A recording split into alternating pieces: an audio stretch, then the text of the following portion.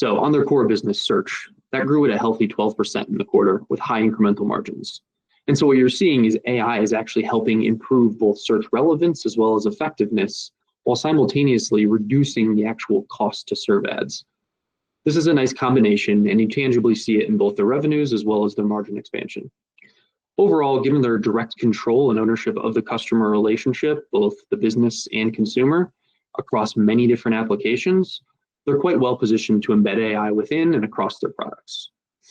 On the AI front, Gemini is their core foundation model, and the Gemini model size as well as the engagement is growing nicely, while the cost to serve is actually dramatically dropping, which is quite a positive combination as you think about the use cases across their large language model.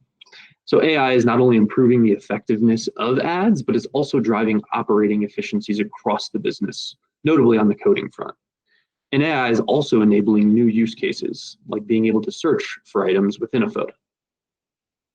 On the cloud front, their cloud business accelerated to 35% year-over-year growth from 29% last quarter, while margins also expanded.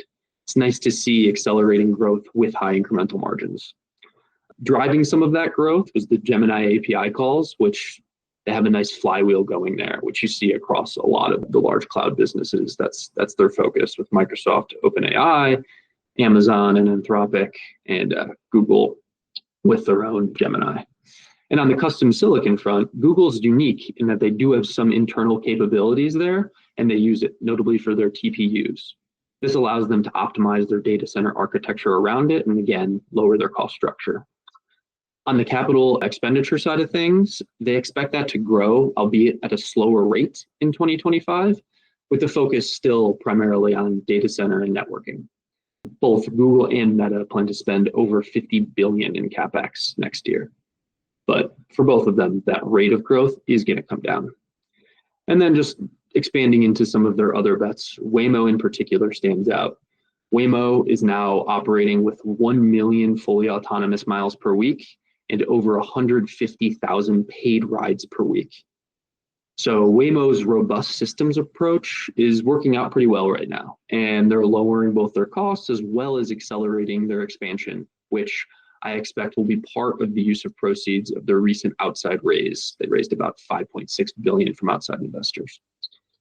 Overall, we still think Tesla has the lowest cost structure and the fastest ability to scale autonomy, but we'll touch a little bit more about that on our Tesla recap.